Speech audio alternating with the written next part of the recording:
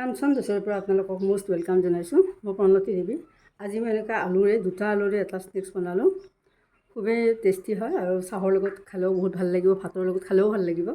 এনেকুৱা ৰেচিপি হয় এইটো আৰু একেবাৰে বনাবলৈ ইজি হয়। আপোনালোকে ভালকৈ ফাৰ্ষ্টৰ পৰা লাষ্টলৈকে চাব। যদি ভাল লাগে এটা লাইক কৰিব। আহকচোন ৰেচিপিটো আৰম্ভ কৰোঁ। এনেকুৱা দুটা আলু চাওঁ। এনেকুৱা আলু মই এয়া কাটি সিজাই আনিছোঁ। এনেকুৱাখিনি মিক্স কৰি লওঁ এনেকৈ।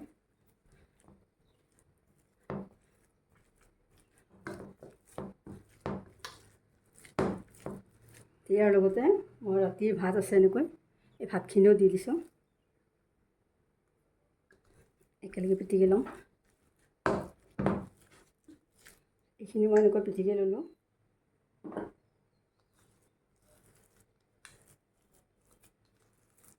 এতিয়া মই হাতেদি অলপ এনেকৈ লৈছোঁ।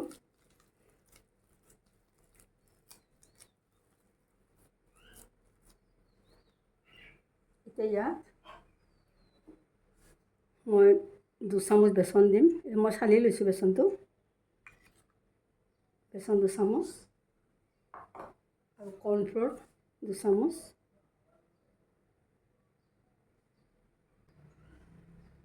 আধা চামুচ, নিমখ আধা চামুচ,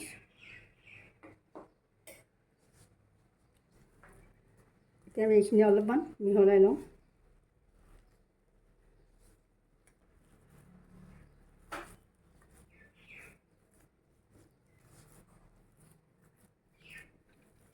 আমি এইখিনি একেবাৰে এনেকৈ মিক্স কৰি দিলোঁ চব। এতিয়া মছলা দিম ইয়াত।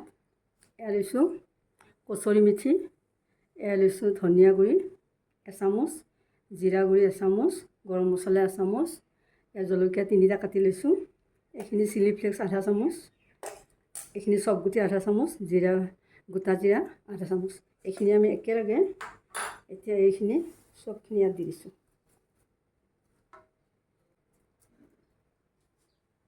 বেকিং চ'ডা, এতিয়া আমি এইখিনি মিহলাই লওঁ।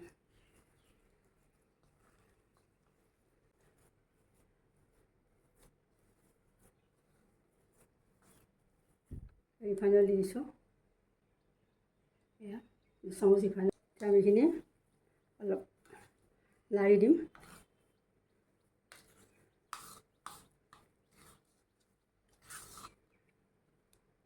এতিয়া হাতত অলপ ৰিফাইন অইল সানি লৈছোঁ।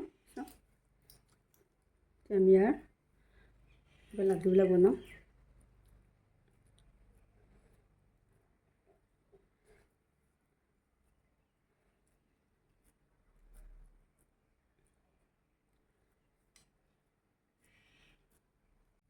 এইখিনি আমাৰ বনোৱা হ'ল। আমি এই পেনখন বহুৱাইছোঁ। এতিয়া মই ৰিফাইন অইল দি দিছোঁ।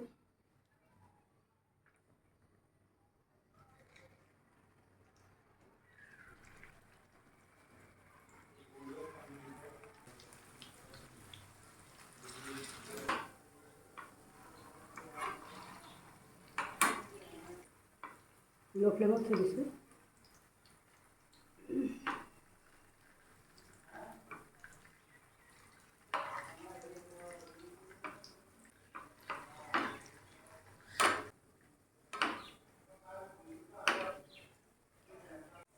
এইখিনি আমাৰ এতিয়া হ'ল চাম, নমাই দিওঁ।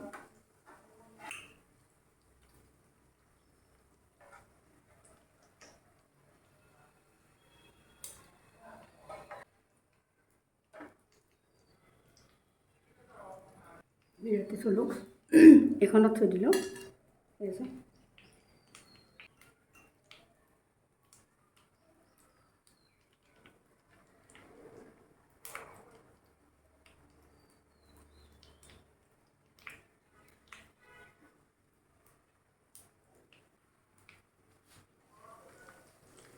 চাওঁ এইখিনি আমাৰ এবাৰ ভাজাতে আমাৰ 5 মিনিটমানকৈ লাগিছে।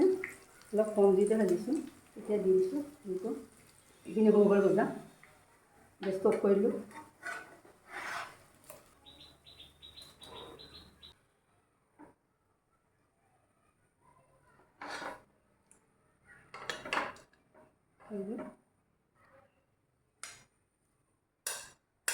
এয়া মোৰ আলুৰ স্নেক্স হৈ গ'ল।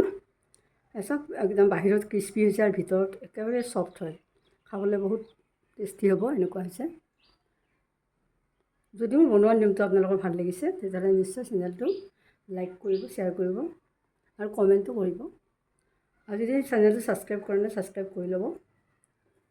ফাৰ্ষ্টৰ পৰা লাষ্টলৈকে চোৱাৰ বাবে ধন্যবাদ জনাইছোঁ। Thank you. এটা মই আপোনালোকক ভাঙি দেখুৱাওঁ। চাওক এয়া ইমান ধুনীয়া হৈছে, চাওক খাবলৈও সিমান ভাল লাগিব।